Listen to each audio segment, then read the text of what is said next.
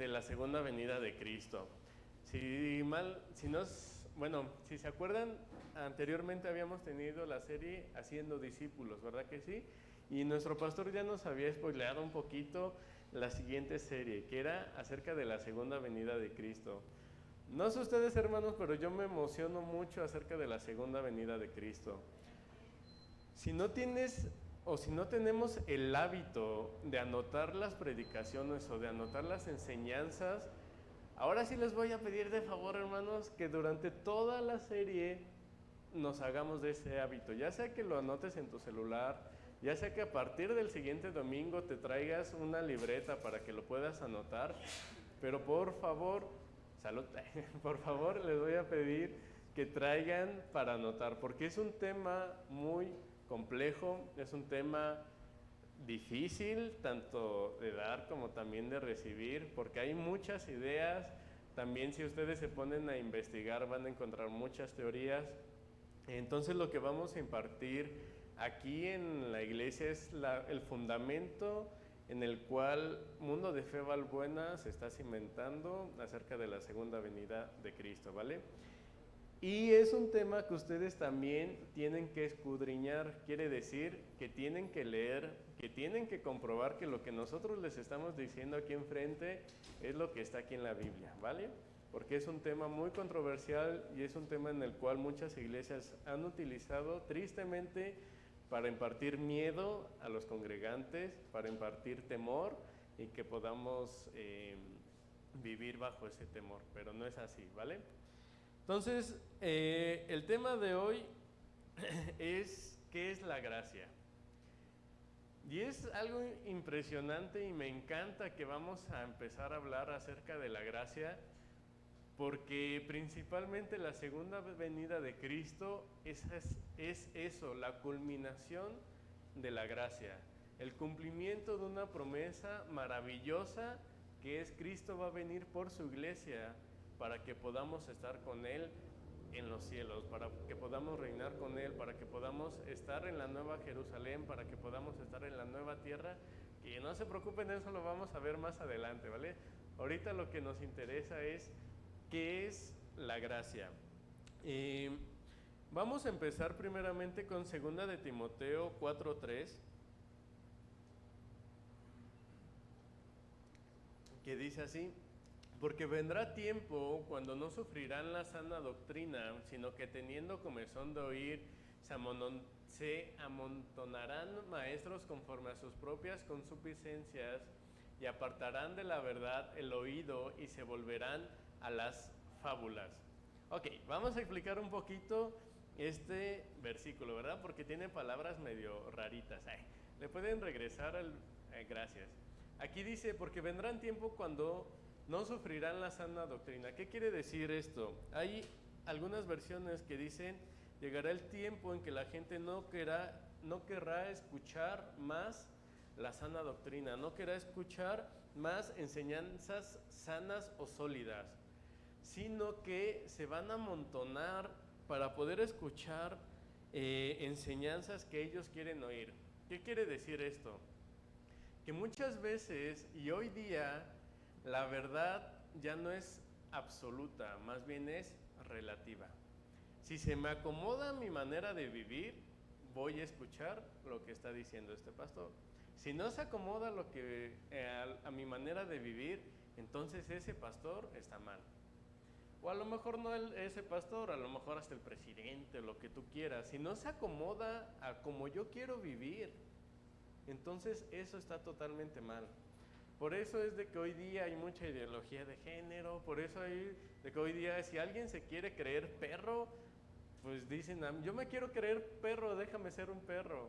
Y yo dices, Dios mío, cómo ha caído, ¿verdad? La maldad hoy en día.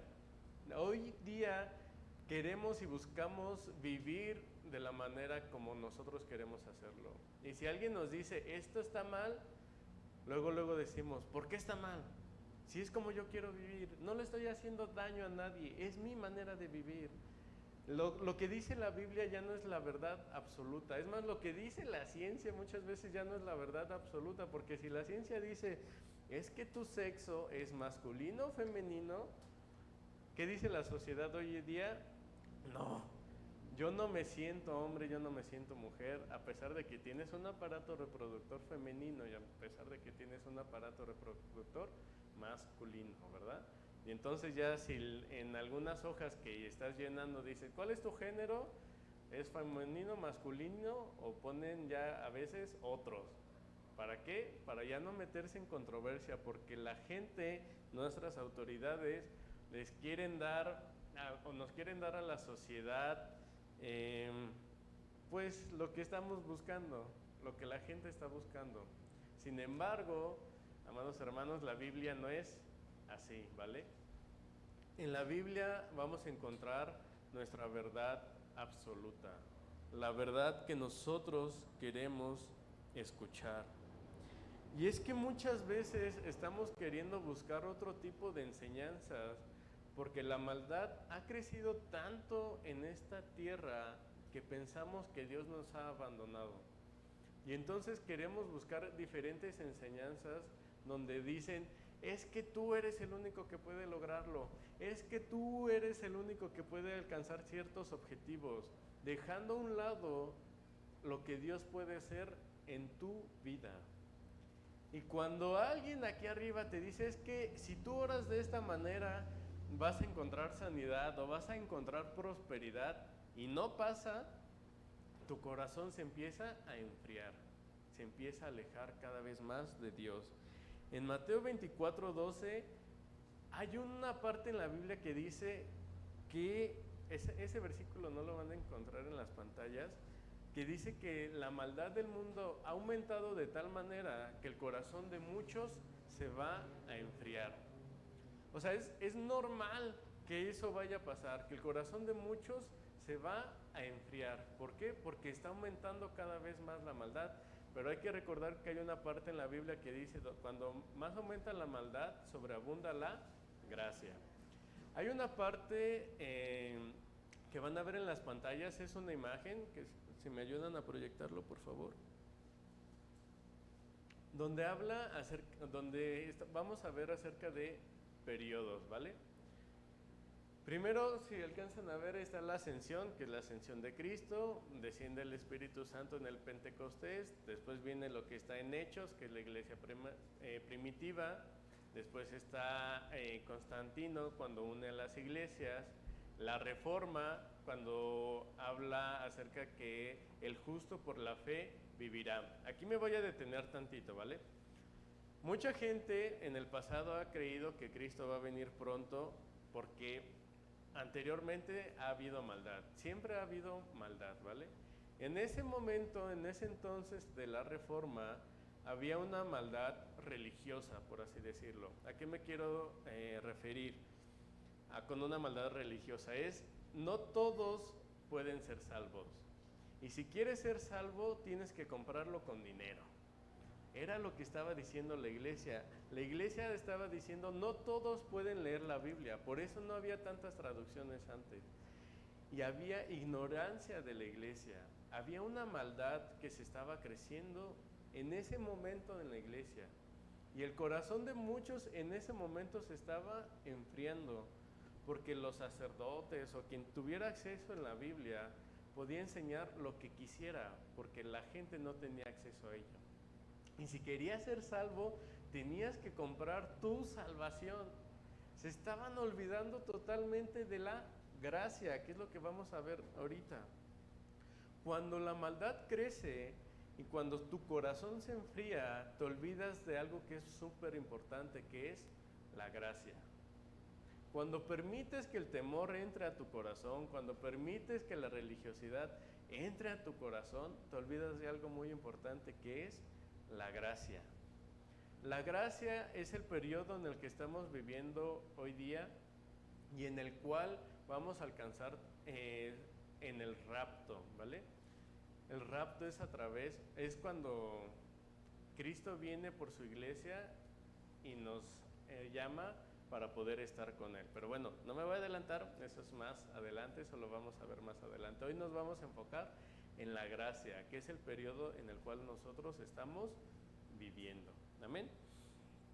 Ok, Ahora, ¿qué es la gracia? La gracia es un regalo inmerecido que Dios nos ha dado. En Efesios 2, versículo 8 al 9, por favor, dice, porque por gracia sois salvos por medio de la fe, y esto no es de vosotros, pues es don de Dios, no por obras para que nadie se gloríe. ¿Se acuerdan que en la imagen anterior decía, les había comentado que la maldad había crecido de tal manera que la iglesia decía, nadie puede ser salvo al menos que paguen su salvación con medio de dinero, etcétera, etcétera? Llegó la Reforma y dijo, no. Martín Lutero dijo, la Biblia dice que por gracia sois salvos por medio de la fe, y esto no es de nosotros, es don de Dios. ¿Qué quiere decir esto? Que tú y yo no tenemos que hacer otra cosa más que creer en nuestro Señor Jesús, de que murió por nosotros en la cruz para alcanzar salvación. No tenemos que hacer más nada, ¿no? Si escuchas que un pastor, que algún predicador te dice, es que me tienes que traer ofrendas para que yo ore por ti y alcances la salvación, corre, huye de ese lugar, porque están dando una doctrina falsa, están diciendo algo que está mal. La gracia es un regalo inmerecido. ¿Qué quiere decir gracia? Es cuando tú recibes algo que no mereces. Por ejemplo, los papás que tienen a sus hijos, que tu hijo se haya portado súper mal, ¿verdad? Que haya hecho la travesura más grande que te puedas imaginar. Y en lugar de castigarlo, en tu amor, le enseñas a portarse bien, pero dándole un regalo. Y todos dicen, ¿qué? ¿Cómo le voy a enseñar a mi hijo que se porte bien con un regalo después de que me pintó todas las paredes y que puso todas sus manitas con pintura en las paredes? ¿Cómo le voy a enseñar a mi hijo disciplina si no lo castigo? ¿Cómo le voy a enseñar a mi hijo a portarse bien si no le doy su nalgada, verdad? Sin embargo, fue lo que hizo Cristo con nosotros. Tú y yo merecíamos el castigo eterno. ¿Por qué? Porque somos, voy a cambiarlo a éramos pecadores y merecíamos ese castigo eterno. Y Dios en su inmenso amor dijo, ok, te voy a enseñar a portarte bien dándote un regalo. Y en nuestra mentalidad humana choca con nuestra lógica, porque nuestra lógica es, me porté mal, me tiene que ir mal. Me porté mal, mi papá me daba mi nalgada. Me porté mal, me castigaban quitándome el celular. Me portaba mal y había consecuencias malas. Sin embargo, con Dios es, te portaste mal, te doy a mi hijo, te doy a Jesús. Te doy la cruz para que tú puedas encontrar salvación. Ahí es el primer choque contra nuestra lógica que vamos a encontrar en la Biblia, de muchos choques que vamos a encontrar en la Biblia, porque el pensamiento de Dios es totalmente diferente a lo que tú y yo tenemos. Y eso es gracia, hermano. Es algo que a todos nosotros nos puede llegar a volar la cabeza. La gracia es algo, es un regalo que tú y yo no merecíamos. Es un regalo que tú y yo no merecíamos. Es una bendición que tú y yo no merecíamos. Si lo quieres ver así, tú y yo merecíamos la maldición. Sin embargo, con Dios es, te doy bendición. Eso es gracia. La gracia nos va a dar salvación, pero la gracia también te va a equipar a ti y a mí para poder vivir en santidad, para poder vivir como hijos de Dios. Porque mucha gente dice, bueno, estamos sobre la gracia, Dios nos va a perdonar todos nuestros pecados, Dios va a hacer... puedo hacer lo que yo quiera y Dios me va a perdonar totalmente todos mis pecados. ¿Por qué? Porque estamos bajo la gracia. Y es cierto, Dios te va a perdonar todos tus pecados, pero si vivimos bajo la gracia, Si realmente vivimos bajo la gracia, vamos a aprender a vivir también de manera de santidad.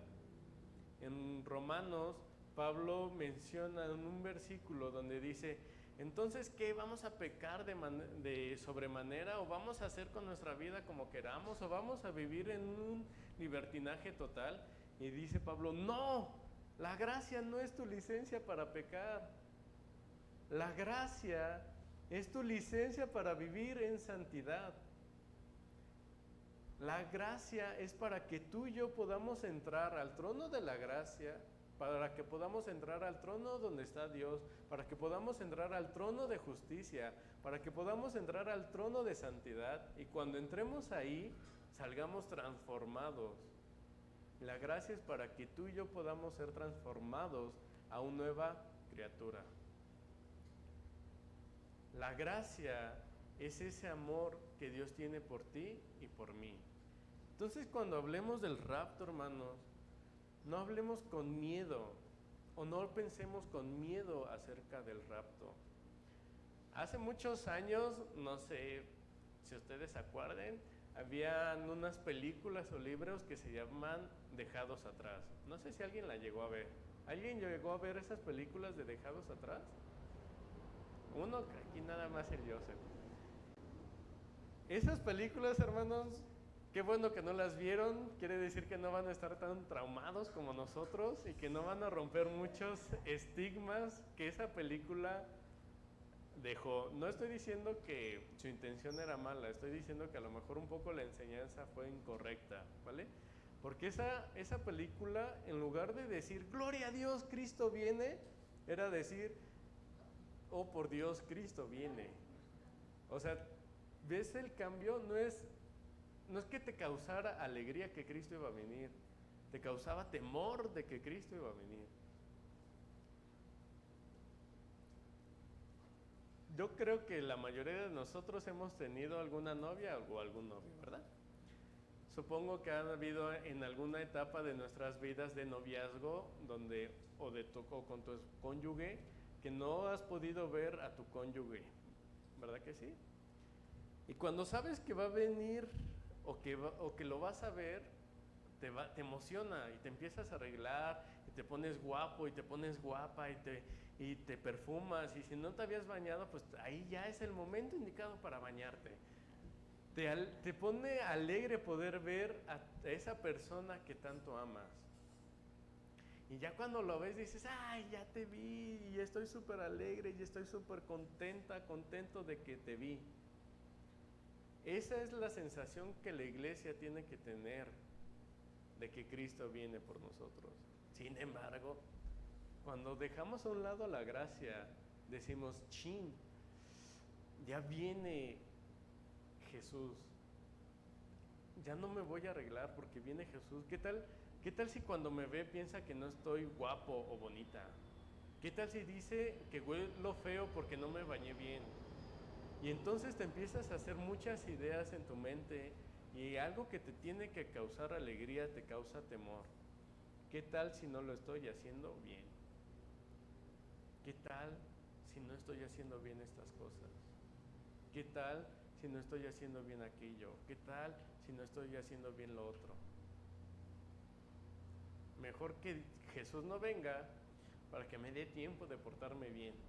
Y cuando ya venga diga: ah, mira, el Joseph sí se portó bien en este último año. Dices: bueno, la libré, por lo menos tuve un año para portarme bien. Cuando no tiene que ser así, hermanos. Antes tenía mucho miedo de que Cristo viniera. Por ejemplo, en mi caso, me daba mucho terror. Vivía con miedo constante de que Cristo viniera, porque siempre decía: ¿y si me quedo? ¿Y si se lleva Jesús a todos los demás y yo me quedo? Cuando yo era niño, hubo una ocasión donde pues estábamos en familia y todo el rollo, y no sé por qué, creo que me quedé dormido, no me acuerdo qué pasó, que no me di cuenta cuando mi familia se salió y ya nada más estaba yo solo. Y ya desperté o me fui donde ellos estaban y me empecé, mamá, abuelita, hermano. Y me empecé a dar mucho miedo porque dije, no puede ser, Cristo vino y yo a mis 10 años no me porté lo suficientemente bien y a mis 10 años Cristo me dejó y me traumé y lloré y dije, ¿dónde está el amor de Dios? ¿Yo qué pude hacer mal si solo tenía 10 años? Y Cristo me dejó aquí en la tierra. Ya después llegaron mi mamá y la abrazé, le dijo, pues mamá, creí que Cristo había venido y que tú me habías dejado, perdóname. Y aún es un trauma que gracias a Dios ya lo estoy haciendo a un lado, pero aún está muy arraigado en mi corazón. Y en la semana, pues estaba con mi esposa ahí en la casa y ella se subió a tender la ropa, pero según yo estaba en el cuarto y estaba hablando según yo con ella. Y de repente no me contesta y digo, ah, caray, ¿dónde está? Y dije, no puede ser, Dios ya se llevó a mi esposa y ya me quedé yo aquí. Hermanos, se los juro que fue mi pensamiento justamente en esta semana, porque es un temor muy arraigado que uno tiene. Tristemente en nuestras vidas se arraiga más el temor que la libertad en Cristo Jesús.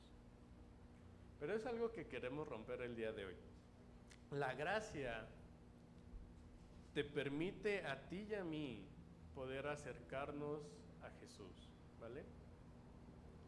Una vez que tú ya eres salvo o salva, una vez que tú ya le pediste perdón a Dios por tus pecados, Él ya te ha justificado, te ha santificado y te ha hecho su hijo, ¿vale? Cuando Cristo venga por nosotros, va a encontrar a esas personas que le creyeron, que decidieron seguirle y que estamos viviendo a través de su gracia. Recuerda que vivir a través de su gracia no es vivir en libertinaje y decir, pues Dios me va a perdonar. No, vivir bajo su gracia es vivir creyendo que tú ya eres salvo y viviendo como una persona salva. Pero no con temor, por favor, no con temor, sino con esa libertad de decir, chin, ya la regué, Jesús me va a perdonar. No es de, la voy a regar para que Jesús me perdone, es, la regué porque todavía soy un ser humano, mi cuerpo todavía no es glorificado, pero sé que voy a encontrar perdón y amor. Amén. ¿Alguna duda? Ok. Ahora, ya que entendimos esta parte de la gracia vino a nuestras vidas por medio y solamente por medio del sacrificio de Cristo Jesús, ¿vale? ¿Por qué solamente por medio del sacrificio de Cristo Jesús y no antes? Porque la cruz fue el cumplimiento de la ley, ¿va? Ahora, yo un poquito más pequeño me decía, ok Dios, pues tú hiciste mandamientos bien rudos, ¿verdad? No podemos hacer muchas cosas, pareciera que la ley es un poquito aburrida y ahora me estás diciendo que vivo bajo la gracia y ya no vivo bajo la ley. ¿Por qué desde un principio no quitaste la ley? Y así Cristo no hubiera sufrido por nosotros. Porque Dios, siendo Dios, pudo haber quitado la ley. Y ya si Cristo ya no hubiera muerto por ti y por mí, y hubiéramos sido justificados prácticamente en automático, así de, ya, justificado, Hans. ¿Por qué? Porque ya no hay ley. Ya, todos son santos, todos son justos, todos pueden ir al cielo. Y uno diría, ahí está la maldad de Dios. Por eso Dios no es bueno, porque no quitó la ley, porque no quería que todos fueran salvos. Entonces Dios no es bueno. Ahora, vamos a leer unos versículos para poder entender por qué Dios no quitó la ley y por qué, no por quitarla quiere decir que Dios sea malo o Dios no sea bueno, ¿vale? En Daniel capítulo 6, del versículo del 3 al 14,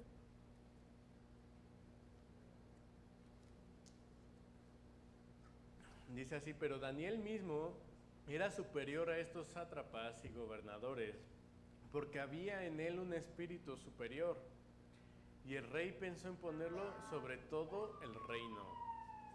Entonces los gobernadores y sátrapas buscaban ocasión para acusar a Daniel en lo relacionado al reino, mas no podían hallar ocasión alguna o falta porque él era fiel, y ningún vicio ni falta fue hallado en él.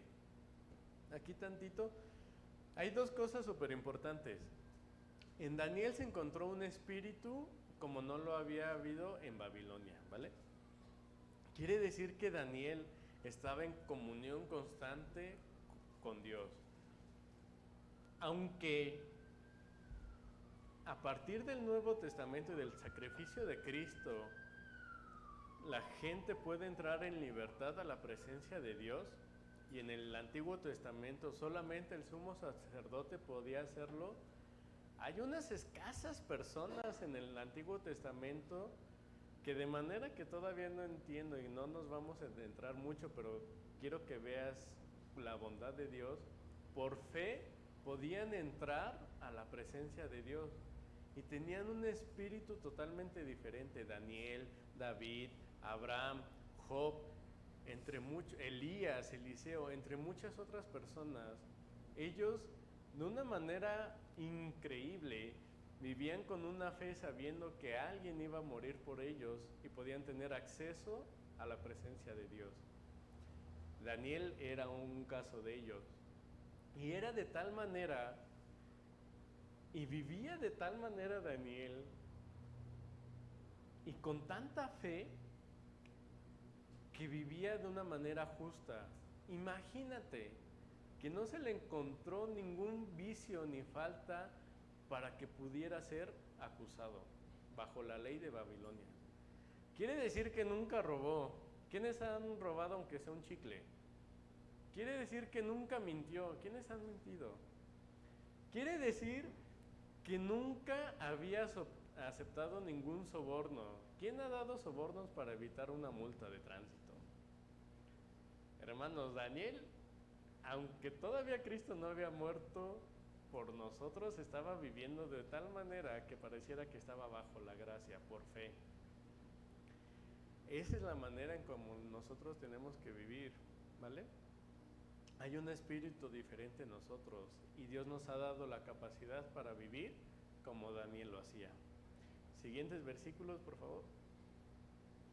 Entonces estos gobernadores y sátrapas se juntaron delante del rey y le dijeron así: Rey Darío, para siempre vive. Todos los gobernadores del reino, magistrados, sátrapas, príncipes y capitanes han acordado por consejo que promulgues un edicto real y lo confirmes, que cualquiera que en el espacio de 30 días demande petición de cualquier dios u hombre fuera de ti, oh rey, sea echado al foso de los leones. Quiere decir este versículo que en este espacio de 30 días nadie, absolutamente nadie podía orar a ningún dios, nadie se podía postrar ante ningún hombre que no fuera el rey Darío, ni siquiera a los dioses babilónicos, ni siquiera a los dioses persas, a ningún dios se podían hincar, solamente al rey Darío, por estos 30 días. Siguientes versículos. Ahora, oh rey, confirma el edicto y fírmalo para que no pueda ser revocado conforme a la ley de Media y Persia, la cual no puede ser abrogada. Firmó pues el rey Darío el edicto y la prohibición. Darío, pues como todo rey, dijo: ay, ya se van a hincar ante mí, ¿verdad? Pues claro que lo voy a firmar. ¿Te imaginas si a veces una persona con cierto poder, ya cuando te ponen de jefe ante alguien, dices: ay, ahora sí tengo subordinados, ahora sí tengo personas bajo mi cargo? Sientes cierta satisfacción carnal, porque algo que tú dices, esa persona lo tiene que cumplir, sí o sí, porque tú eres su jefe, tú eres su jefa. Los papás sienten ese poder sobre los hijos, ¿verdad? Tráeme agua, por favor. Ay, yo ya quiero tener a mi hijo para decirle: tráeme agua, por favor. Ay. Y tener el control a un lado y llamarlo y decirle: ¿me pasas el control? Ay.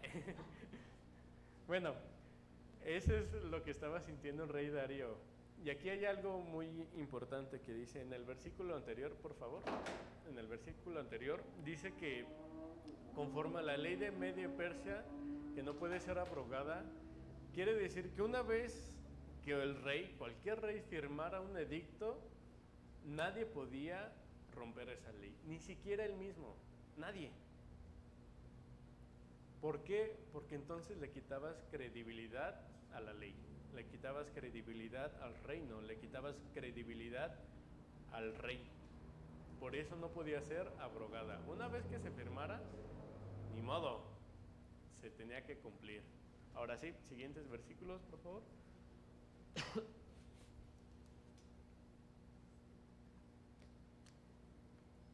Cuando Daniel supo que el edicto había sido firmado, entró en su casa y abiertas las ventanas de su cámara que daban hacia Jerusalén, se arrodillaba 3 veces al día, lloraba y daba gracias delante de su Dios como lo solía hacer antes. Entonces se juntaron aquellos hombres y hallaron a Daniel orando y rogando en su presencia. Y nos vamos a brincar al versículo 13. Y entonces respondieron y dijeron delante del rey: Daniel, que es de los hijos de los cautivos de Judá, no te respeta a ti, oh rey, ni acata el edicto que confirmaste, sino que 3 veces al día hace su petición. Cuando el rey oyó el asunto, le pesó en gran manera. ¿Por qué? Porque el rey quería mucho a Daniel. Era un hombre tan activo, tan importante para el reino, que cuando supo, se entristeció de tal manera y trató de liberar a Daniel. Y hasta la puesta del sol trabajó para liberarle. ¿Te imaginas? El rey quería defender de tal manera a Daniel que buscaba lagunas legales dentro de la ley de Media Persia para poder salvar su vida. Sin embargo, no podía, porque estaba escrito ya en la ley. Siguientes versículos. Ay, perdón, ya está ahí. El rey buscó la manera de poder liberar a Daniel y no pudo, no lo logró. No había lagunas lagunas fiscales. Trató de contratar a los mejores abogados y ni siquiera los mejores abogados pudieron liberar a Daniel, ¿vale? Esto es algo muy importante y nos da cierta claridad de cómo se llevan a cabo las leyes. Una vez que se impone una ley, todos tenemos que llegar a cumplirla. El presidente, los diputados, los gobernantes, nosotros mismos tenemos que cumplir esta ley. Dios no rompe la ley que Él había escrito, porque si la violara sería un Dios corrupto. Y si es un Dios corrupto, quiere decir que no sería un Dios santo. Y si es un Dios santo, quiere decir que no es un Dios amoroso. Y si no es un Dios amoroso, quiere decir que tú y yo no somos salvos. Porque entonces todo esto que está escrito aquí, ya habría que dudarlo. Dios cumple su ley y Dios no deshizo la ley mágicamente para que tú y yo pudiéramos creer en Él, para que pudiéramos ver que hay un Dios íntegro en el cual creemos. Y eso es amor. Me vas a decir, ¿cómo Dios? Eso es amor. Porque bajo la misma ley Cristo pudo morir por ti y por mí. Si la ley no estuviera, Cristo no hubiera muerto por ti. Si la ley no estuviera, tú no podrías vivir bajo la gracia. La ley está para que tú y yo pudiéramos alcanzar salvación. Por eso Cristo Jesús, cuando murió, dijo: consumado es. Es la palabra más importante dicha en la cruz. Consumado es. Toda la ley ya se cumplió en mí. Y los que vengan a mí y los que crean en mí, va a ser la ley cumplida en sus vidas. Quiere decir que cuando tú y yo llegamos a Cristo Jesús, hemos cumplido la ley a través del sacrificio de Cristo Jesús. Y eso es algo increíble, hermano, porque vemos un Dios totalmente íntegro, vemos un Dios totalmente justo, pero también vemos un Dios totalmente amoroso. Por eso Dios es un Dios inmutable, que no cambia. No por ser justo va a dejar de ser amoroso, no por ser misericordioso va a dejar de ser santo. todo está en Él, ¿vale? Por eso podemos tener esta confianza de estar hoy aquí en la iglesia, de creer en Jesús, porque si viéramos que Dios es igual que nosotros, tan cambiantes, que un día estamos felices y al otro día no, un día queremos ser súper amorosos con nuestros hijos y al día siguiente les estamos gritando por cosas tan mínimas. ¿Te imaginas creerle a un Dios así tan cambiante? Hoy eres salvo, mañana no. Hoy sí me levanté de buenas, voy a salvar a todos. Mañana ya me levanté de malas, castigo eterno para todos, fuego consumidor para todos. No, Dios es un Dios inmutable, no, Él no cambia. Por eso su ley no pudo ser o no puede ser desaparecida tan mágicamente. Tiene que haber un cumplimiento y ese cumplimiento fue a través de Cristo Jesús. Y por eso tú y yo podemos estar bajo la gracia.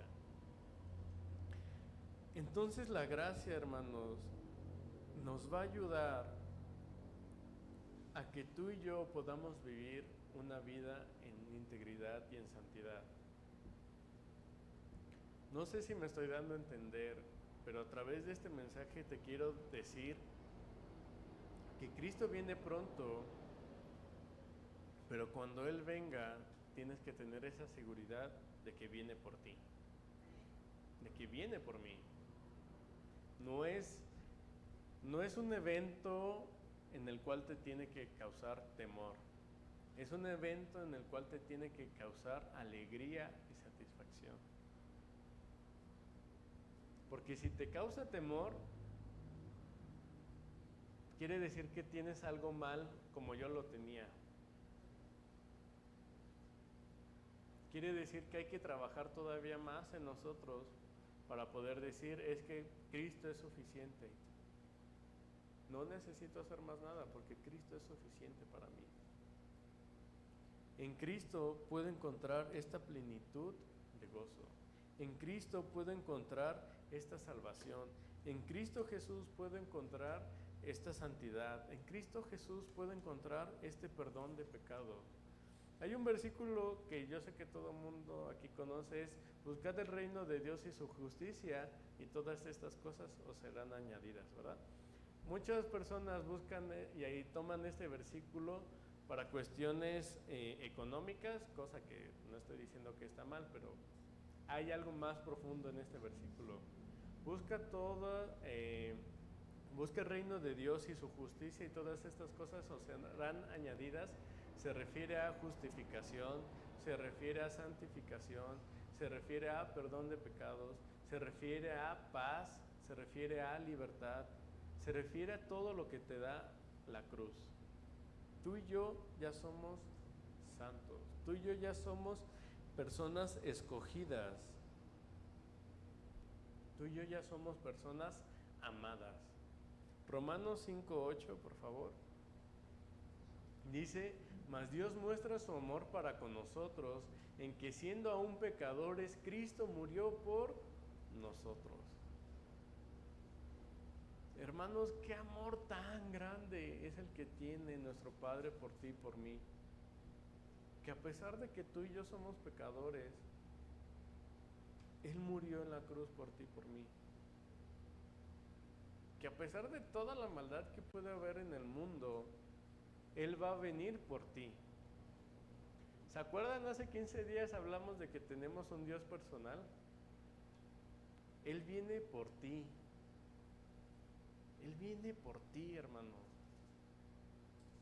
Él te ama tanto que aparte de que murió Cristo por tus pecados, quiere que estés con Él en la eternidad.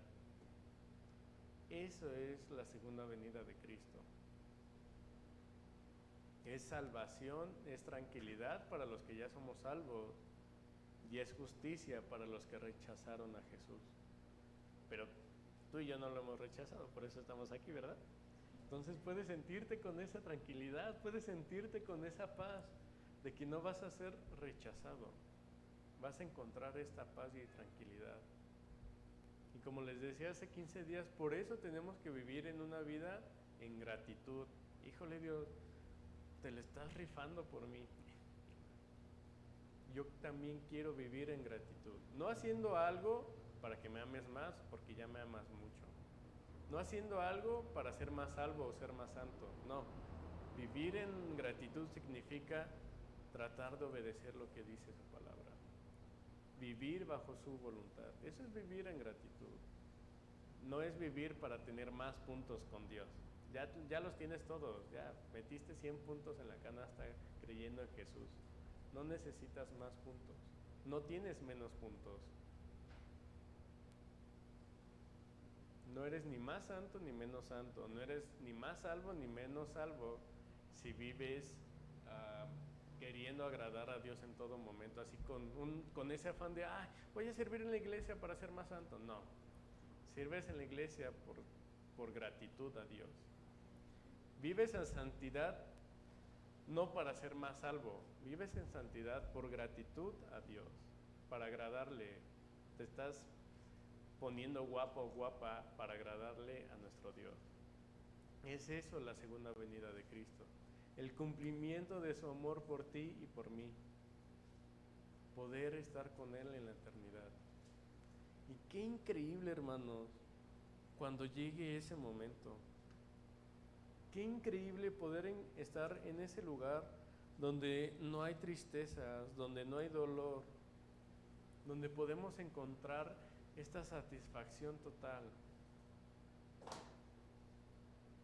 donde vamos a tener un cuerpo glorificado. Y yo me imagino con un cuerpo glorificado es de que voy a poder tener todo el conocimiento del universo. Si no sabías cómo se creó el universo, en ese momento lo vas a saber. Si no sabías por qué te pasó lo que te había pasado, esa dificultad, en ese momento lo vas a saber y vas a decir, wow. Te vas a admirar y vas a decir, wow, cuánto me amas. A pesar de la dificultad que hayas tenido, cuando la entiendas vas a decir, Dios, me amas. A pesar de que perdí mi trabajo, me amas. A pesar de que perdí esto, me amas. A pesar de que perdí mi salud, me amas. Es eso estar en el reino de Dios. Entender en nuestra plenitud el amor de Dios.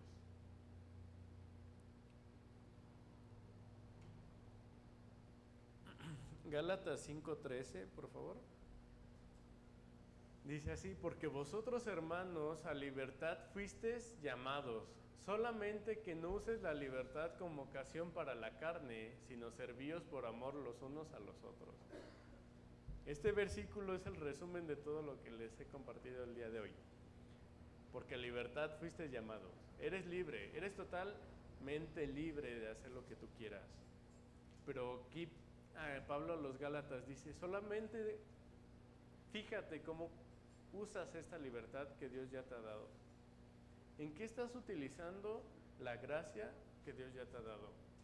¿La hemos utilizado de buena manera para vivir como a Dios le agrada? ¿La hemos utilizado para predicarle a otros? ¿La hemos utilizado para vivir en paz con nosotros mismos? ¿Para poder acercarnos a la presencia de Dios? ¿O estamos utilizando esta libertad para ir a emborracharnos, para ir a drogarnos, para ir a fornicar, para ir a mentir, a cometer 1 y 1000 pecados, porque sabemos que Dios nos va a perdonar?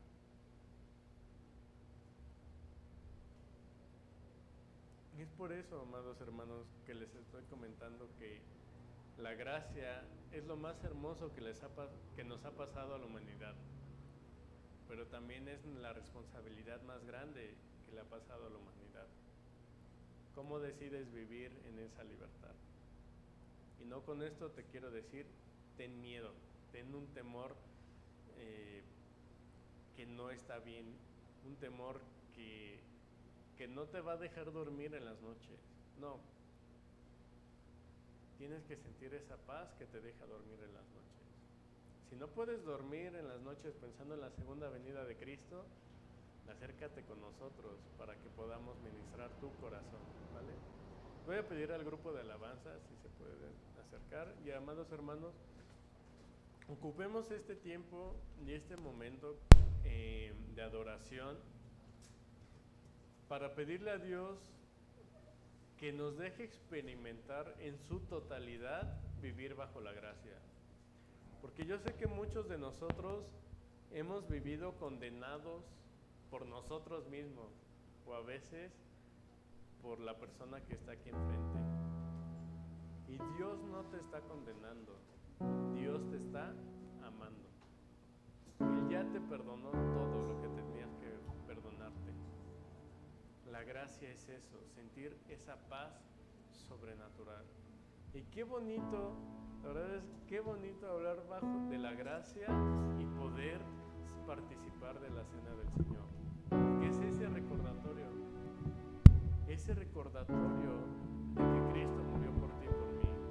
¿Por qué no nos ponemos de pie, hermanos? Y ahí en tu lugar, ten un tiempo de comunión con Dios. Permite que Dios entre de tal manera en tu vida que puedas experimentar esa gracia, ese amor que Él tiene por ti y por mí.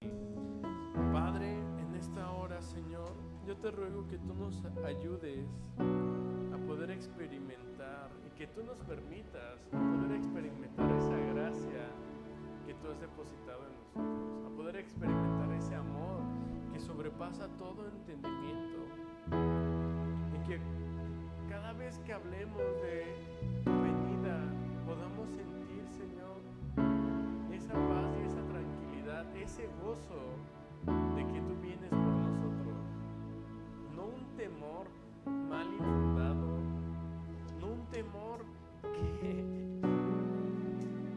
que hace que no nos cause alegría tu venida, sino que sea ese amor, que podamos sentir esa paz, ese gozo y esa tranquilidad de que tú ya vienes pronto, que podamos desear en nuestro corazón tu segunda venida para que podamos reinar contigo